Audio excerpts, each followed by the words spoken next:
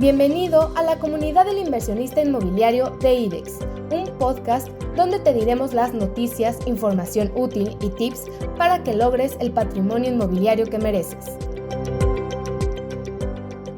Hola inversionistas inmobiliarios, ¿cómo están? Bienvenidos a un capítulo más de Desarrollo Inmobiliario. Con nosotros, ¿cómo estás, Alejandro Michel? Ya nos quitaron ya podemos. hasta de cerquita. Andar ¿Qué se siente normales. estar tan cerca? Pues raro. Raro, ¿verdad? Sí, Raro. estamos acostumbrados. No, pero bueno, pues ya estamos. Sí. Hoy estamos desde las oficinas de IDEX en vivo y estamos muy contentos de tener con nosotros, la verdad, pocas veces tenemos a alguien con tanto currículum. Estamos de manteles largos. Pero bueno, tenemos hoy ¿qué te decimos, doctor? Porque ya tienes doctorado, ¿no? Al doctor Leonardo Díaz Borioli. Voy a dar una breve explicación de quién es Leonardo y qué es lo que ha hecho. Leonardo tiene un doctorado, un Philosophy Doctor en el School of Architecture en la Universidad de Princeton. También tiene un Science Master igual en el School of Architecture en la Universidad de Princeton. Y, como si fuera poco, también tiene un Master of Architectural Studies en Massachusetts Institute of Technology, en el MIT. Y además es un colega del ITESO, al cual le mando un gran abrazo. Estudió arquitectura en el ITESO. Además de esto, a Leonardo le han dado varios reconocimientos, personas, instituciones como CNN en expansión, National Academy of Architecture, el International Interior Design Council, Mexican Architecture Federation, National Academy of Architecture, the German Design Council, en fin, ha sido reconocido nacional e internacionalmente como una persona con mucho conocimiento sobre temas de urbanismo, sobre temas de arquitectura, y tiene su propio despacho de arquitectura denominado 3.14, un estudio de arquitectura propio que atiende proyectos nacionales e internacionales.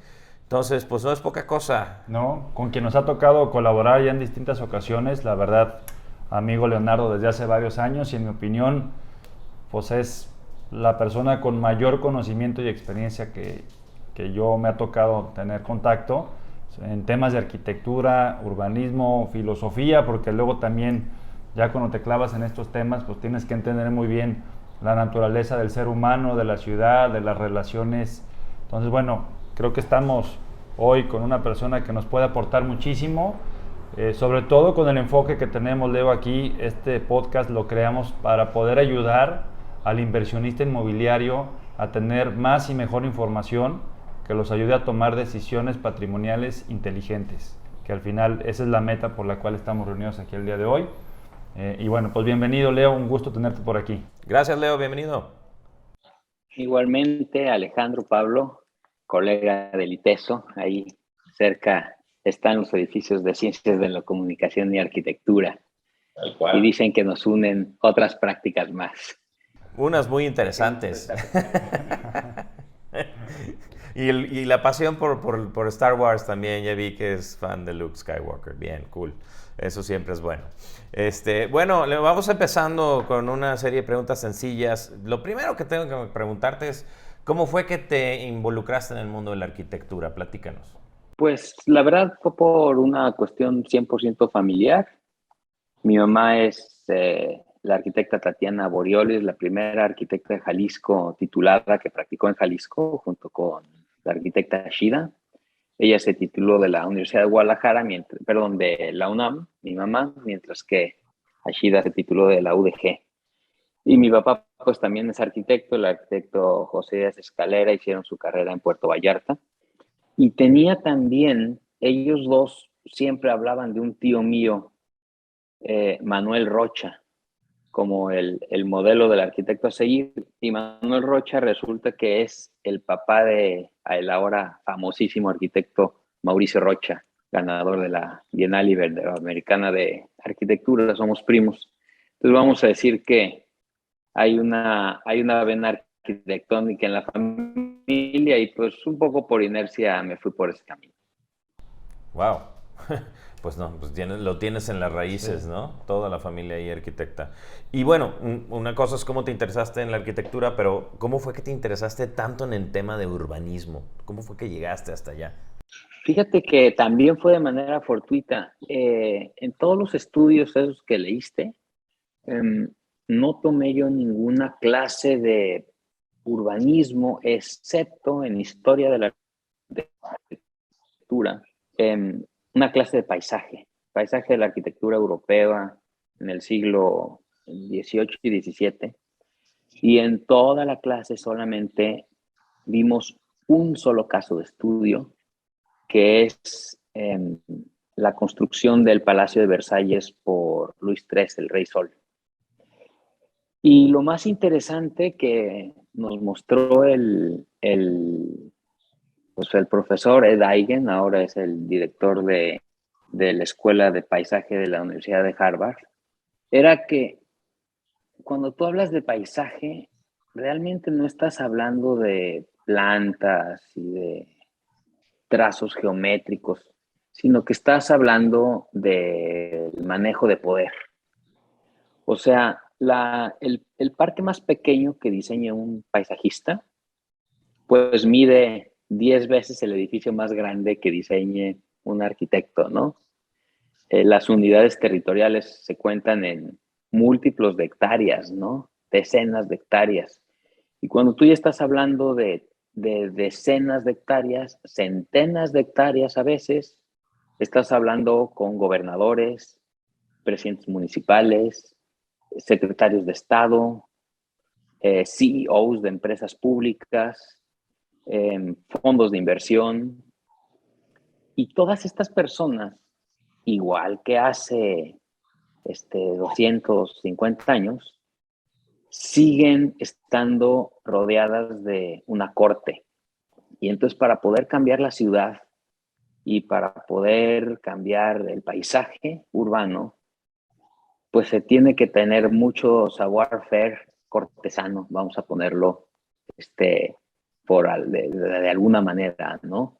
Entonces, ese savoir-faire te permite romper la inercia, porque las cortes siempre son inerciales, pues todo el mundo quiere quedar bien con la gente que está hasta arriba en el poder, pero esa inercialidad es pues la enemiga número uno de la innovación. Y ahorita, en una época donde la innovación pues ya no es una opción, sino es una urgencia por el cambio climático y la inequidad social, pues necesitamos saber cómo infiltrarnos en esas cortes y ponerlas boca abajo, ¿no? Boca arriba.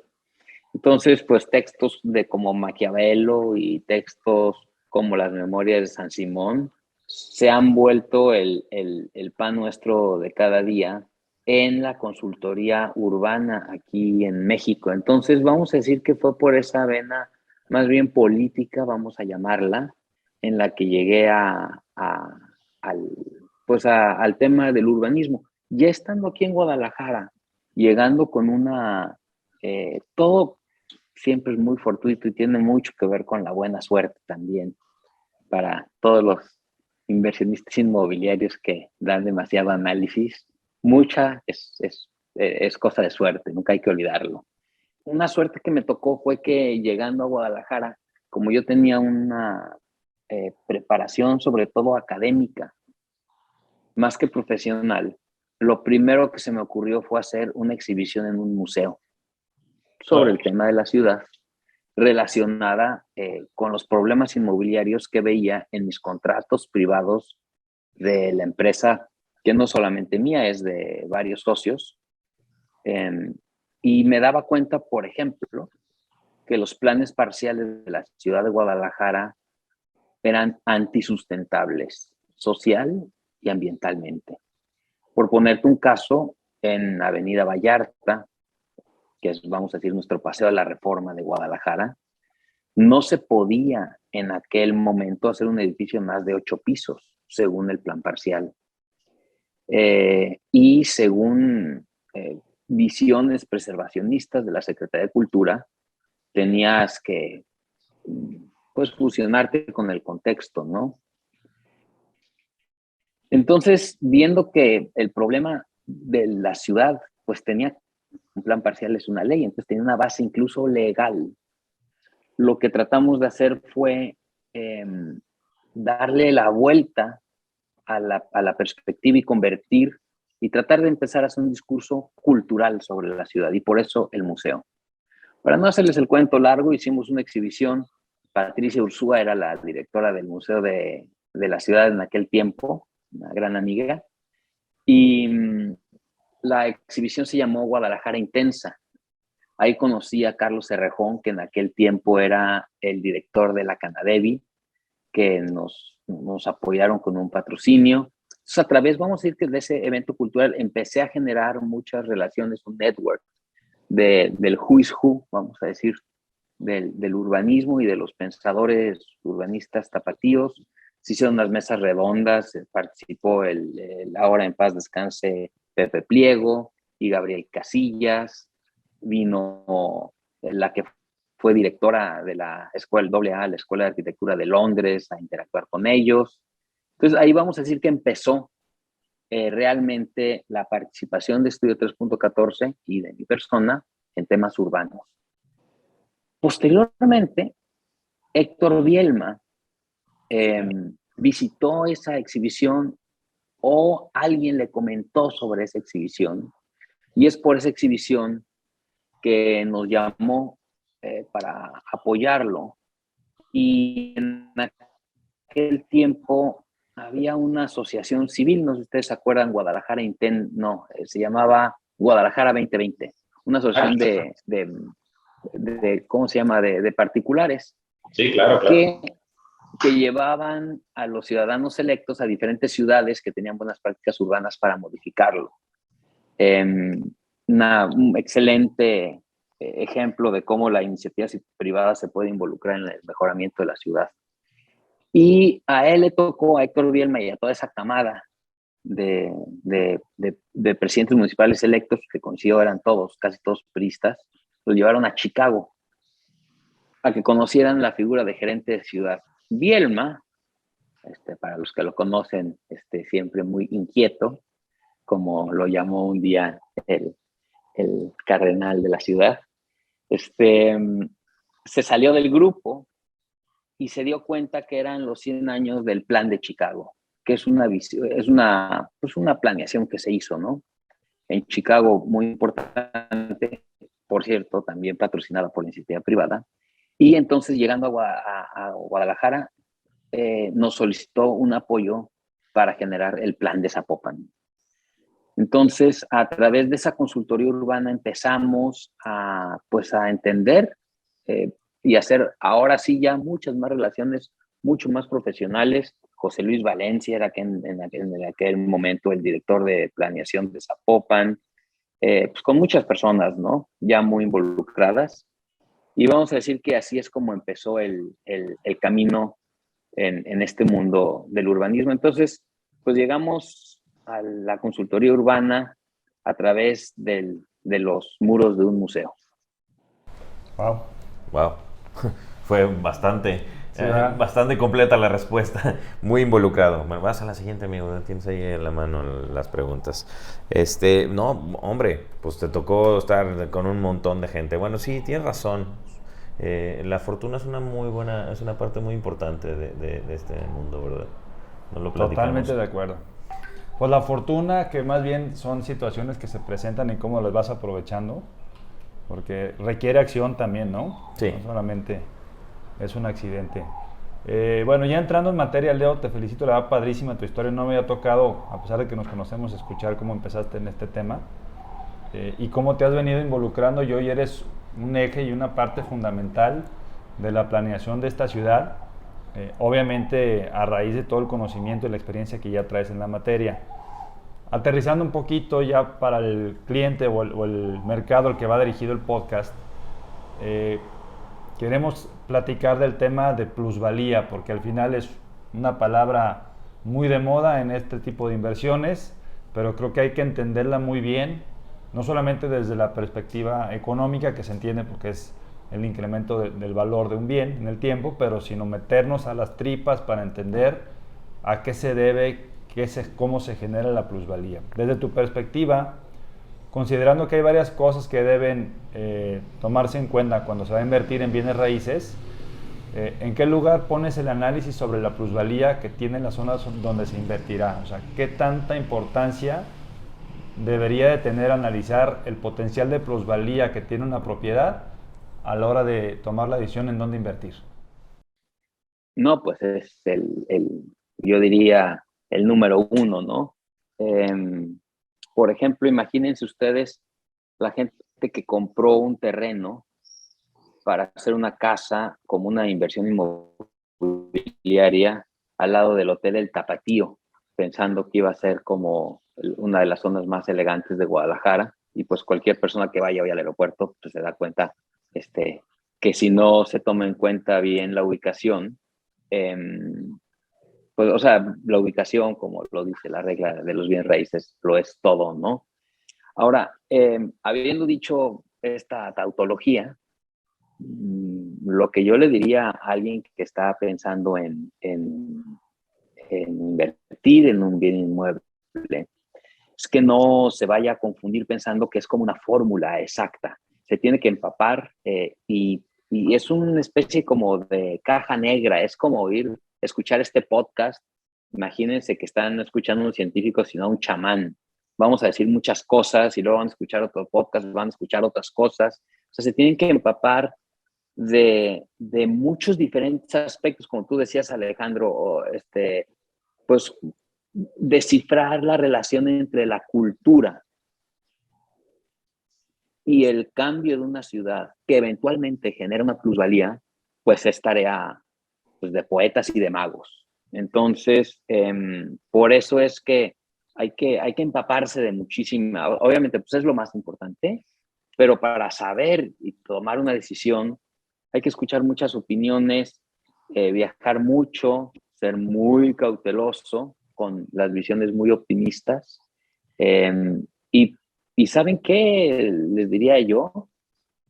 Hablar con la gente más vieja, que les platique cómo ha cambiado la ciudad de diferentes maneras, casos de éxito, pero también casos de fracaso. Claro, ok. Pero, a ver, de la manera más mundana posible. ¿Qué es lo que hace que una zona gane o pierda plusvalía desde tu experiencia? Yo pensaría, así, para ponerle una palabra, la moda. Eso es lo que hace la plusvalía, la moda. Ahora, ¿qué genera una moda? Otra vez la pregunta complicada, ¿no? O sea, la gente va a querer vivir en un lugar de moda. Entonces pensemos en Berlín, cuando cayó el muro de Berlín, pues Franz Lauerberg se puso de moda. Y hoy, pues claro, una propiedad en Franz Lauerberg cuesta muchísimo más. A la hora que en el tiempo ves los cálculos de plusvalía, no son tan grandes, porque se va diluyendo. De repente hay pues es como las cuestiones de la bolsa, ¿no? Tienes que pensar en un muy grande periodo de tiempo y todos esos picos que suben y bajan, convertirlos en una línea recta, ascendente normalmente, ¿no? Como lo muestra la historia. Entonces, un poco, o sea, no importa tanto dónde vas a invertir en una ciudad, más bien en qué ciudad vas a invertir, porque la ciudad en general se va a plusvalizar o va a perder su plusvalía. Puede ser que hay algunos lugares de la ciudad que van a plusvalizarse mucho más rápido, pero después medio se van a estancar y el resto de la ciudad los va a ir alcanzando. Entonces, ¿qué va a hacer que una ciudad suba de valor? Que se ponga de moda.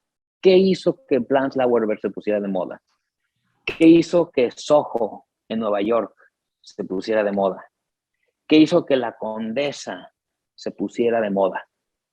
Y pues hay muchos artículos, otra vez para los inversionistas, el tema, la palabra que califica ponerse de moda es la gentrificación. Y hay muchos pues, textos, desde revistas hasta estudios doctorales sobre la gentrificación, para tratar de identificar qué es lo que va a hacer que un lugar se gentrifique. Se habla mucho de artistas. Normalmente el artista es una figura cultural que genera cambio y que no tiene necesariamente mucho dinero.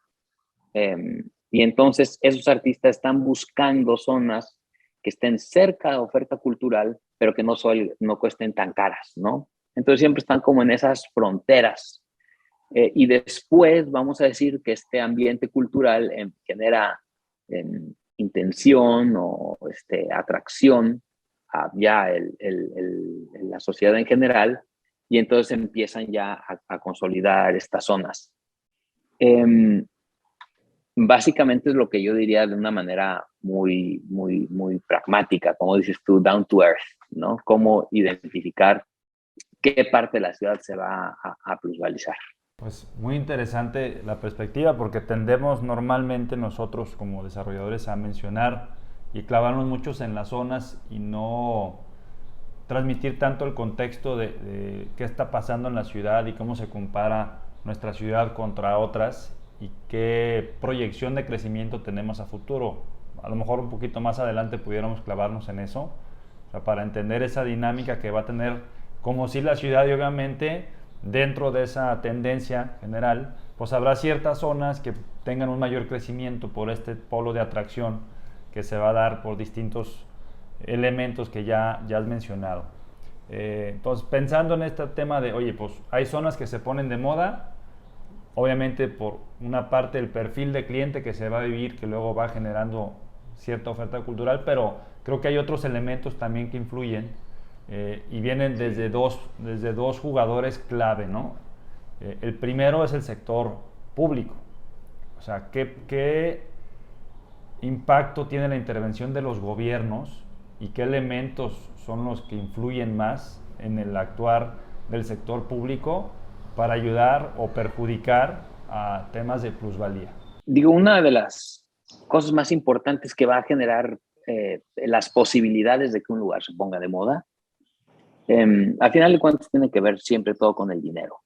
Y como sabemos que el tiempo es dinero, un lugar al que sea difícil llegarle o caro llegarle, por cualquier fórmula de muchos boletos de camión o muchos boletos de metro y camión o mucho tiempo de trayecto o muchas horas en el automóvil, o sea, un lugar al que te cueste llegar, normalmente no necesariamente va a ser más difícil que se ponga de moda, pues.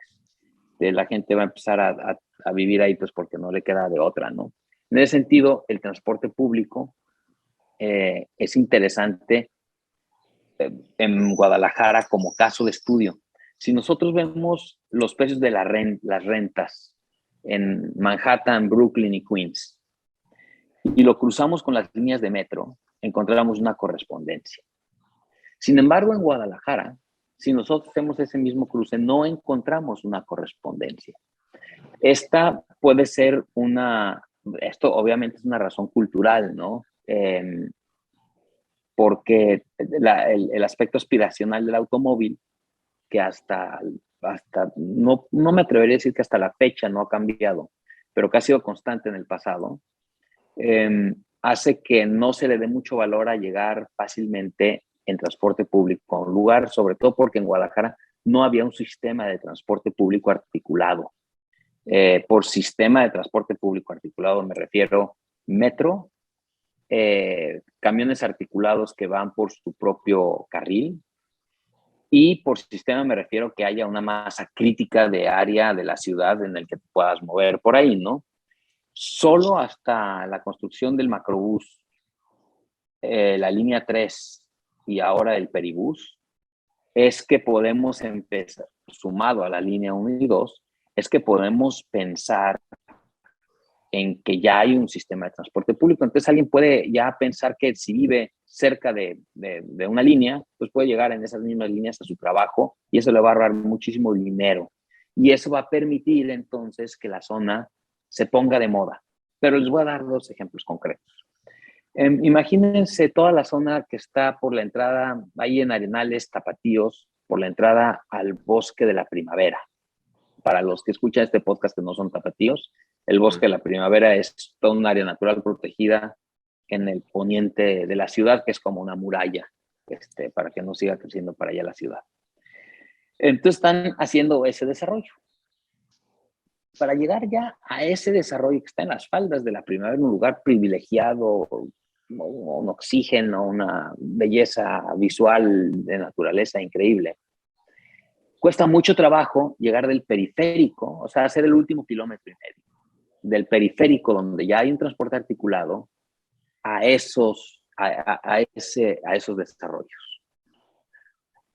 Entonces, el que el sector público y, como tú bien dices, Alejandro, en este caso de la mano del sector privado, porque hay pequeños sistemas de transporte que pueden ser públicos privados, que te llevara, no sé, con pequeñas camionetas o incluso automóviles o como se imaginen ustedes, de este peribús a este desarrollo, permitiría que se pusiera más fácilmente de moda este desarrollo y eventualmente pues tuviera su plusvalía, ¿no?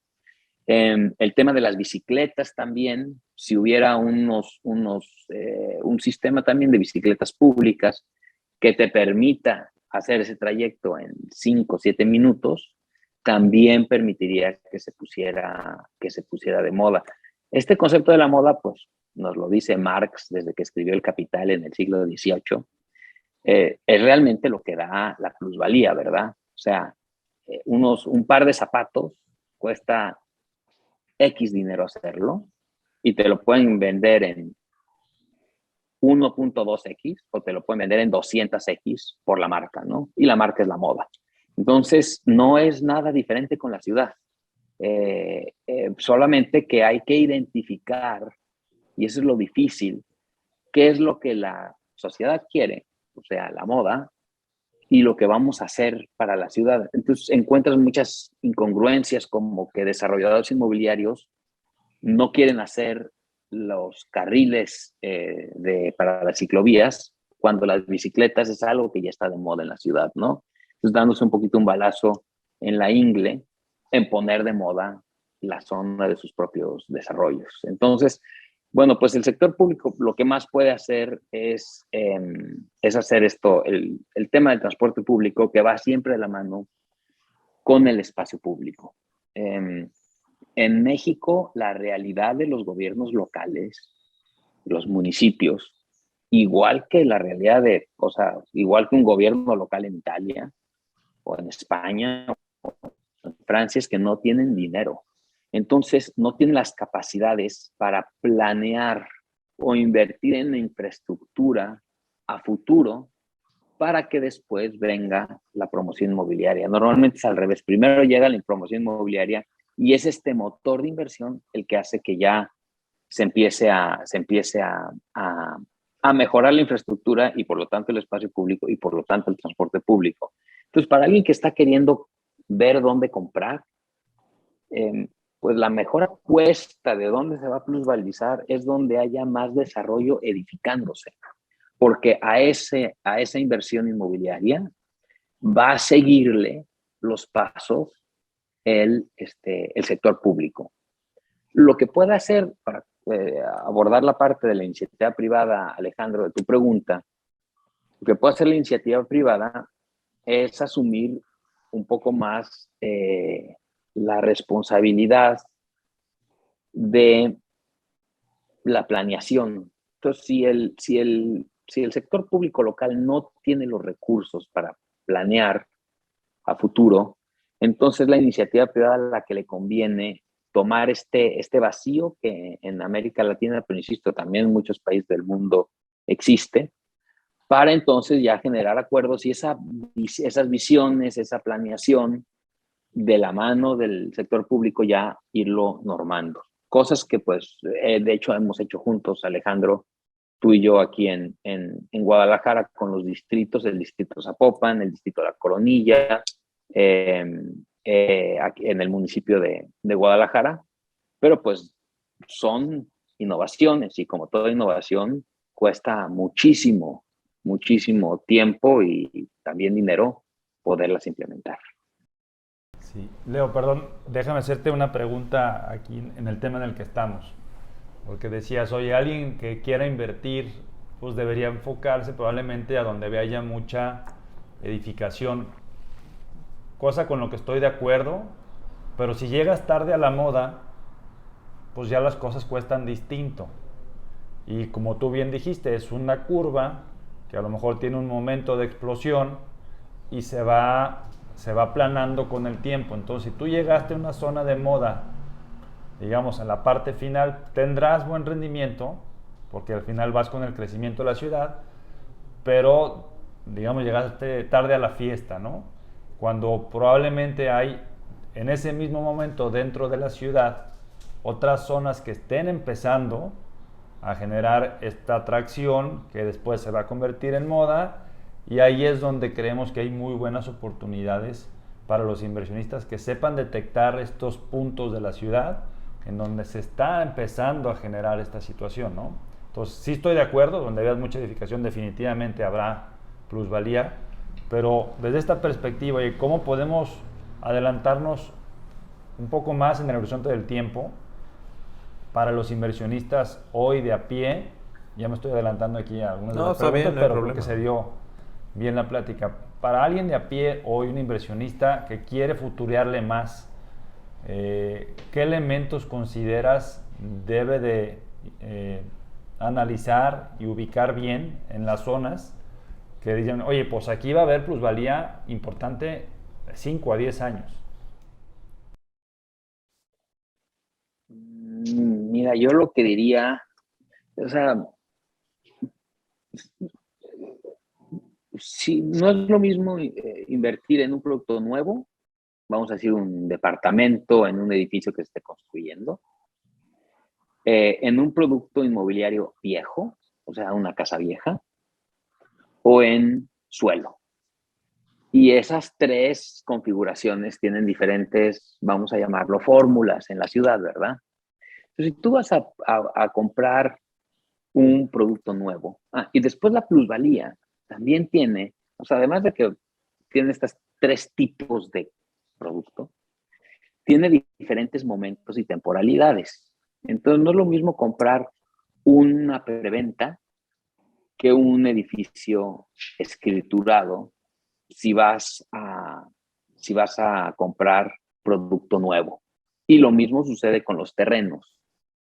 Entonces, el inversionista puede jugar a comprar, a plusvalizarse en la preventa. Entonces, básicamente ahí está siendo, entre comillas, un socio del desarrollador, ¿no? Con los riesgos que esto implica.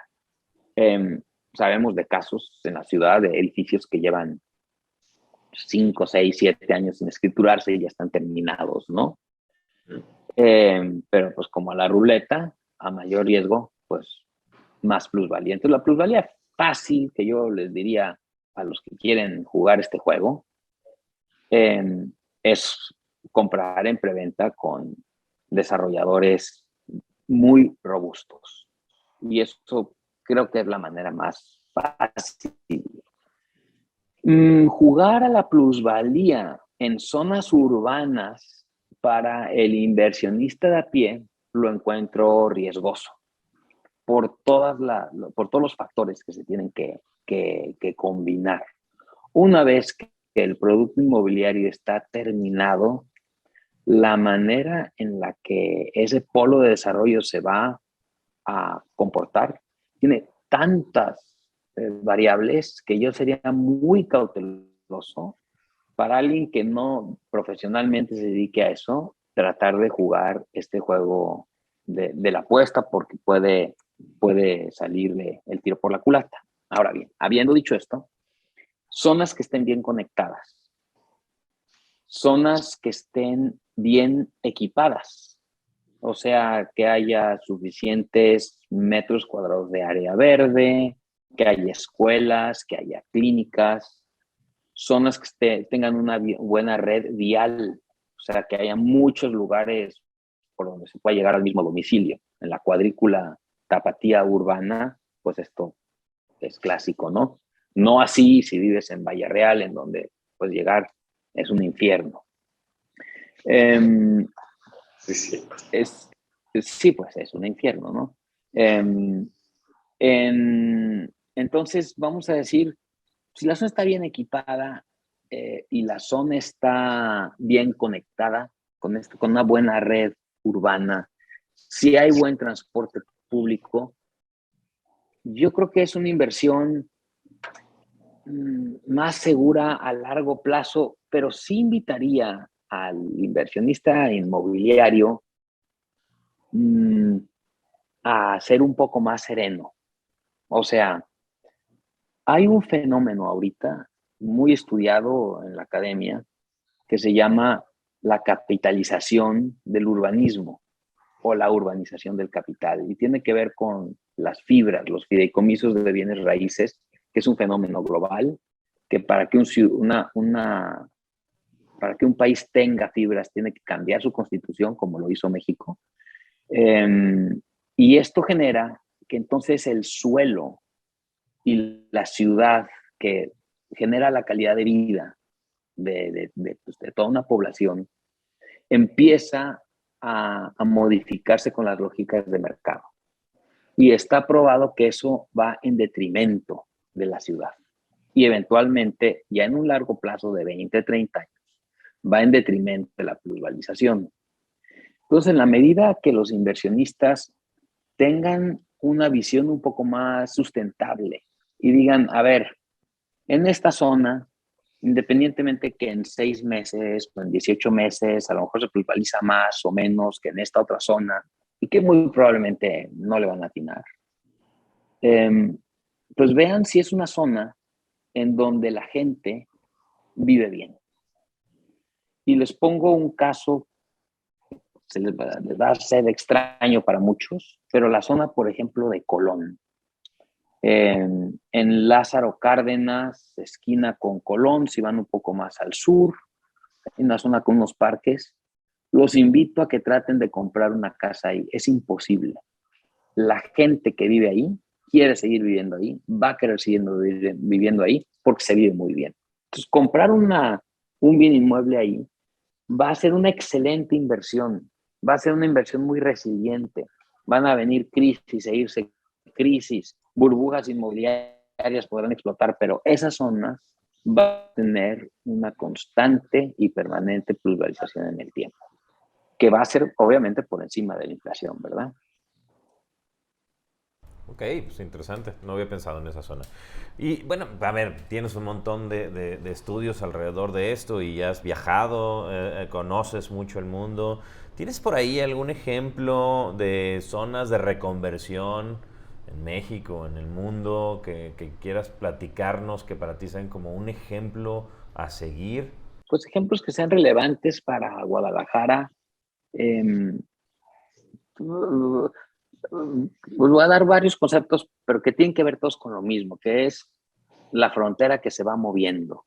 Imagínense ustedes que esta gentrificación, este ponerse de moda, es como un imperio que va extendiéndose, ¿no? Entonces, primero pone una misión y esa es como la vanguardia, literalmente, y ya va llegando la ciudad ahí y ya queda esa misión adentro de la ciudad y después pone la siguiente y así sucesivamente, ¿no? En Guadalajara, el primer lugar que se puso de moda, no ser confundido con gentrificarse, porque siempre fue una zona de ricos, es la zona de Avenida Chapultepec, que estaba muy deteriorada, con grandes casas, y eso cuando un director de cultura del municipio de Guadalajara hizo el primer festival Chapultepec, que le puso hula hulas a los niños héroes, lo que le ganó su destitución, fue que empezó el cambio de esa zona, ¿no? Ya si vas a esa zona, pues es una zona que no está tan de moda. Pensemos en la zona rosa de la Ciudad de México. La zona rosa era el lugar donde estaban los mejores restaurantes en su época en Avenida Reforma, y en la medida de que se va poniendo muy de moda, empieza a perder su exclusividad y se empieza a popularizar, ¿no? Entonces ya la gente que hoy en Guadalajara quiera comprar un departamento en la zona de Chapultepec, ya no es una zona de vanguardia. Entonces ya ahorita más bien la zona que está entre Enrique Díaz de León y Avenida Federalismo es como la siguiente zona, ¿no? Después pues viene todo el centro histórico muy complejo de densificarse por normativas y leyes existen.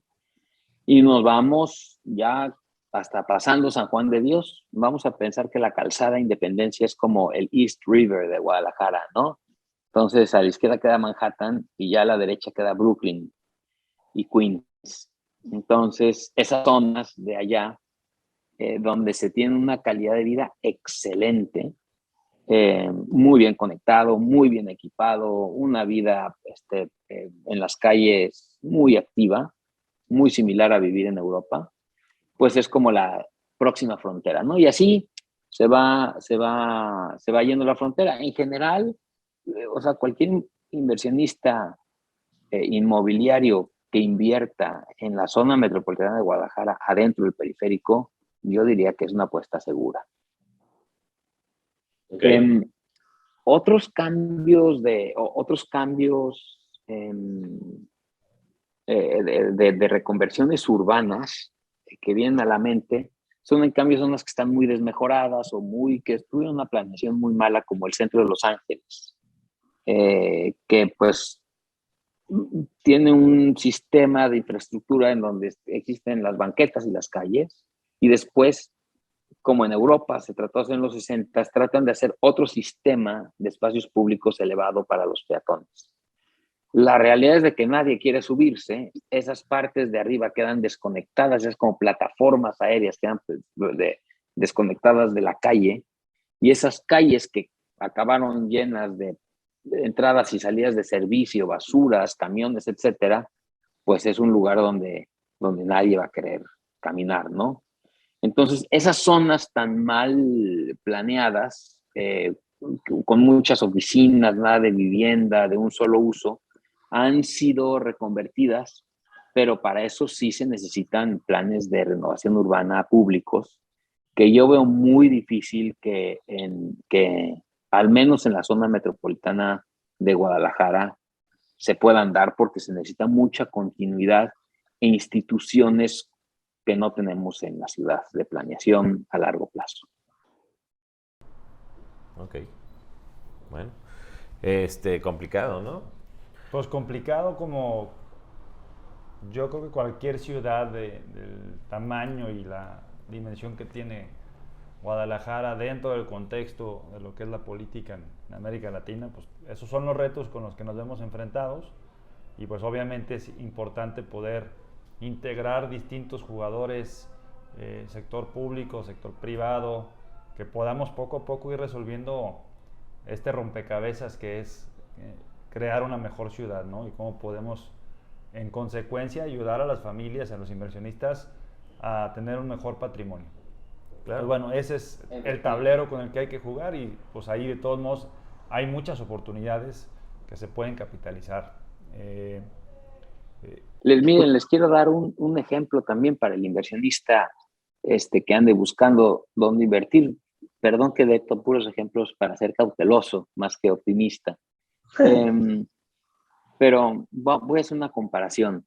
En la ciudad de Lyon, pues la ciudad compró toda una zona que eran vías férreas, y hasta el final, Lyon está en una isla, es un poquito como Manhattan, vamos a decir, y en el extremo sur, pues hizo un museo que parece una nave espacial, ¿no?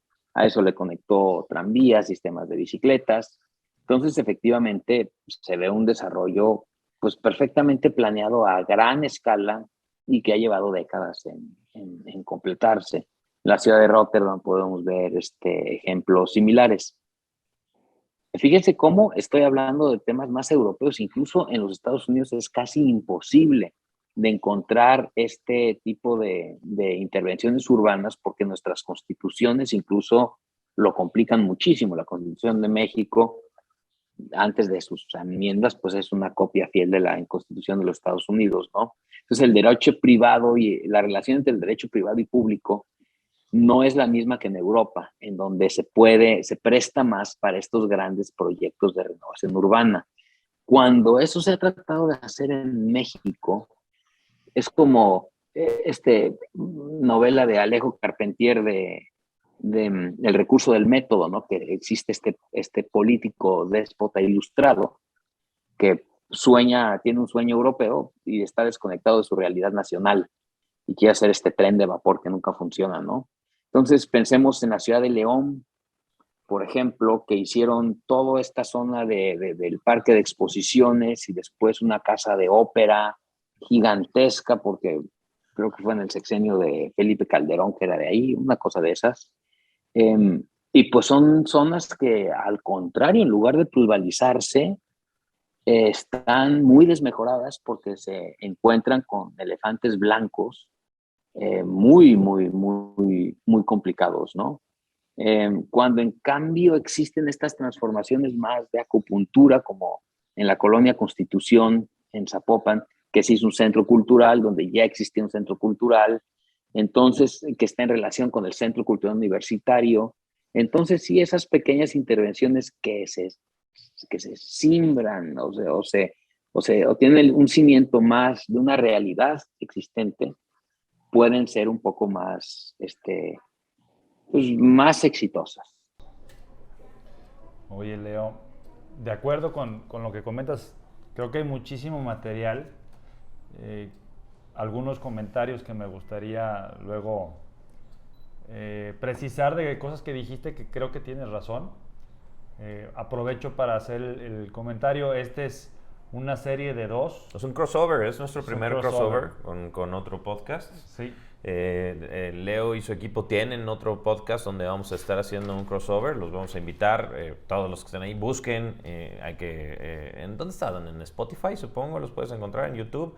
El podcast se llama Relación Constante, En Relación Constante. Hay que buscarlo por ahí vamos a dejar abajo en nuestras ligas también para que puedan localizarlo. Va a haber un crossover, porque hay un montón de cosas que tenemos que terminar de aterrizar. Yo quisiera hacerle una pregunta, Leo, Sí. antes de terminar. Digo, ya entrándole al juego de la compra, ¿no? Que me queda claro que tú estás haciendo un comentario de tener cautela, de interesarse muy bien, no solamente escuchar este podcast, sino involucrarse con todas las variables que pueden influir en el resultado de una inversión. Pero si tú tuvieras que, oye, ahí te va el cheque, tomar una decisión de compra en preventa en algunas zonas de la ciudad, ¿en dónde, Leonardo, le haría sentido estar invirtiendo hoy en Guadalajara? Compra en preventa en la zona metropolitana de Guadalajara.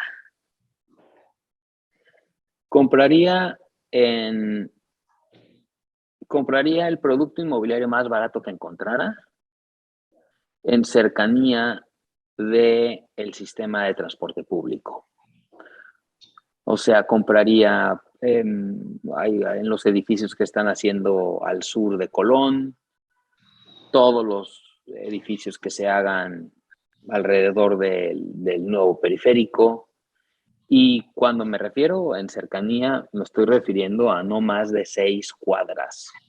No entre la puerta del edificio y la línea de tren o de macrobús, sino entre la puerta del edificio y la estación. Si hay un sistema de bicicletas públicas, entonces en cualquier lugar que haya un sistema de bicicletas públicas. Entonces yo buscaría el producto inmobiliario más barato de con esas condiciones. Muy bien. Pues muy claro, Leo. Oye, ¿y en Jalisco? ¿Cómo ves en Jalisco? A ver, ¿qué zonas en Jalisco están poniéndose de moda o no hay ninguna que esté poniéndose de moda? Bueno, yo como buen vallartense, Vallarta siempre ha estado más de moda que Guadalajara, ¿verdad? Entonces, antes de comprar en Guadalajara, compraría en Puerto Vallarta. Sobre todo ahí el mercado está dolarizado y ya entonces empiezan a jugar muchísimos más factores. Y la misma historia en Puerto Vallarta ya compraría, Vallarta tiene hay pocos, no sé cómo explicarlo, pero en cualquier lugar del pueblo de Vallarta, no en la zona romántica, que es la más identificada, pero en toda la zona de la ciudad continua, vamos a decir, del pueblo hasta desde la Versalles hasta la zona romántica y desde la playa hasta el Libramiento, cualquiera de esa zona es excelente. Buscaría el producto inmobiliario y otra vez el menos costoso de esa zona de ahí. Órale, muy bien. Pues hay un montón de cosas que seguir platicando. Yo nada más quisiera cerrar el podcast preguntando un poco, porque bueno, así ahora que estamos con un chamán del urbanismo,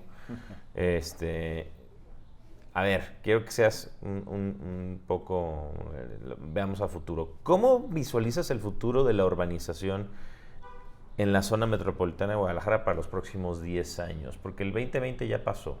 Entonces vámonos al 2030, 2033, porque ya estamos en el 32, 33. Sí.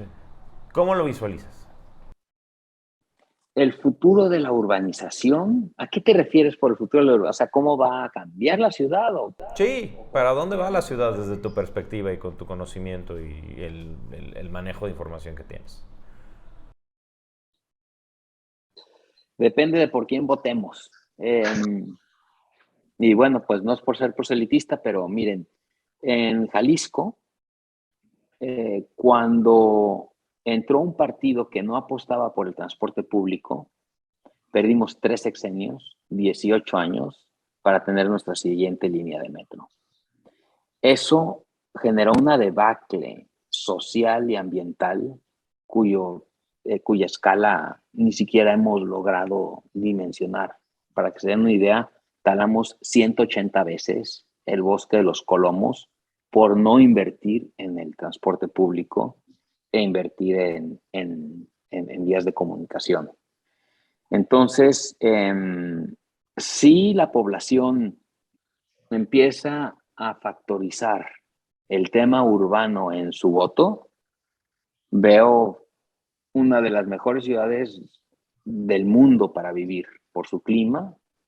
Está en el trópico a 1500 metros de altitud, es decir, es inmejorable, con mejores políticas de movilidad, con un aire más limpio y con una sociedad civil involucrada. Este tema de la sociedad civil involucrada en la vuelta del siglo, en el año 2000, había un sinnúmero de grupos, de asociaciones civiles interesadas en la ciudad, de activistas. Esto nació por las explosiones, la tragedia de las explosiones del 22 de abril.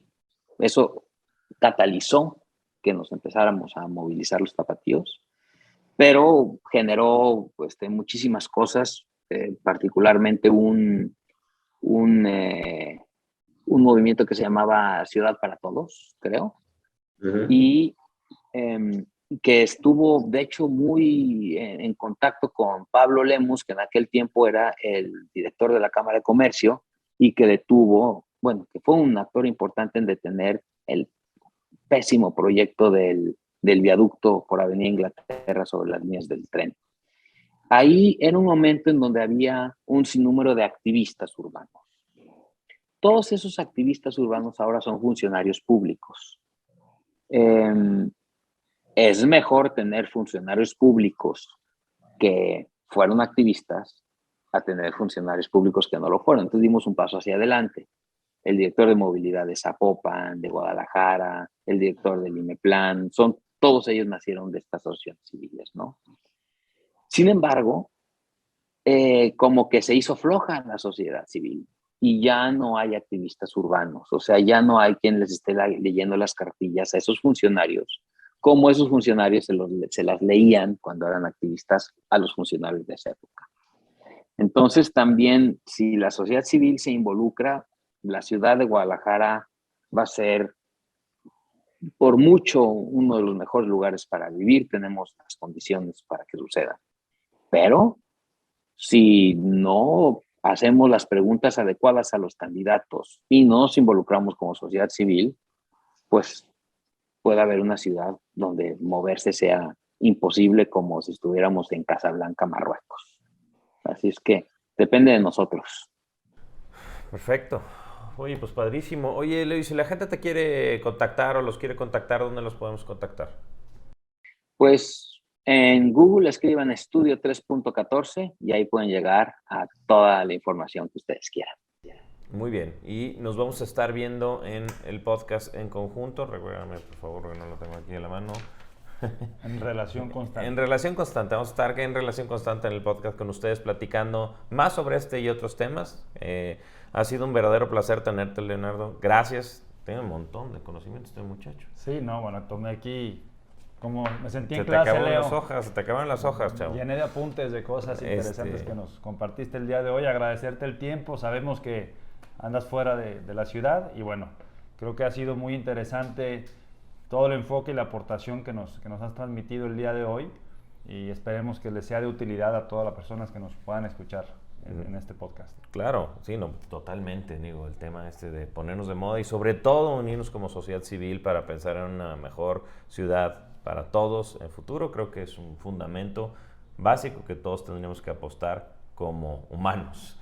Pues Así sí, de fácil, ¿no? Totalmente de acuerdo. Leo, muchas gracias por el tiempo, muchas gracias a los inversionistas inmobiliarios que lo escucharon. Si hay alguna pregunta que quieran hacerle a Leonardo, por favor nos la mandan y nosotros se la hacemos llegar. Y bueno, estaremos en el otro podcast platicando con ellos. Síganlos, por favor, métanse, chequenlos en Google, sigan su podcast y ahí vamos a estar también platicando. Gracias, Leo, muchas gracias. Nos vemos. Gracias, Leo.